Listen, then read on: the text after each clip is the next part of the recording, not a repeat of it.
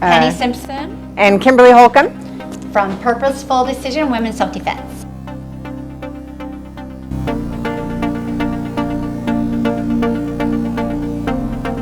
Emotional fitness, the ability to internally represent events in such a way as to make one powerful and capable of taking any decisive and effective action.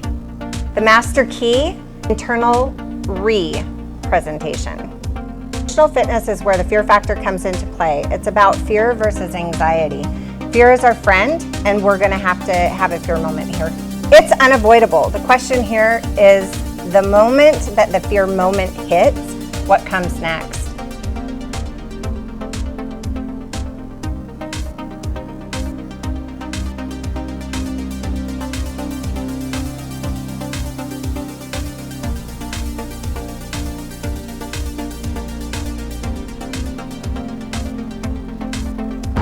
I was begging, so he would let me go in. And he kept saying he's trying to save my life. And I told him, I don't need you to save my life.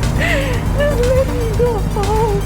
Pain, rage, anxiety, confusion, these are all words that describe disorder. Without intelligent training, we're going to experience anxiety.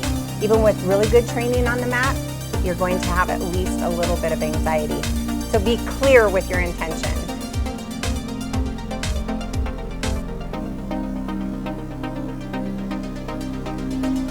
When I went to wash my hands after, I became aware that something just felt wrong. I kind of got the chills up my spine. I turned around as I was using the hand dryer, and my worst nightmare was standing right in front of me, just straight out of the movies, bad guy. And the smell just really hit me and made me realize, like, oh crap, like this is bad.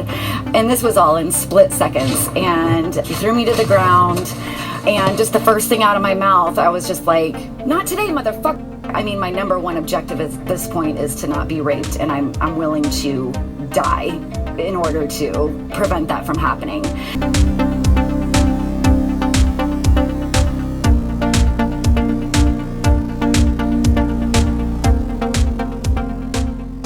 Might be experiencing a lot of anxiety with this. It might be bringing back memories of traumatic experiences that you've had previously.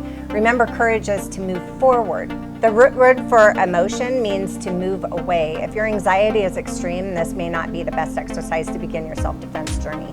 You can find something else to start with. Make sure that you're moving towards something and to make a solution, not moving away from discomfort. You might try to represent this somehow, possibly practicing with your kids in a fun way. Have fun with it. Create a positive emotional anchor somehow. And if you continue working with your dominance factors, this will also help put you more at ease emotionally.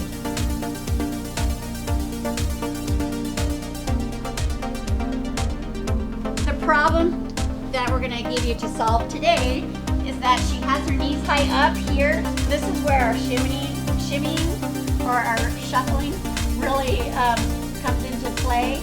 I want to just shuffle, and I want to get her up onto my hips. There are some nerves in here that I could, kind of go for. It doesn't always work. Hopefully, as I'm shimmying, that in itself will cause her to fall forward. But I'm going to do the same thing, and I'm just going to shoot my hips up. I'm going to pin with my non-dominant hand, and I'm going to reach up and I'm going to pull her in, look, and bridge and roll. Same thing, pinch her biceps here to here, and then I can whack her in the groin and then run to a better environment.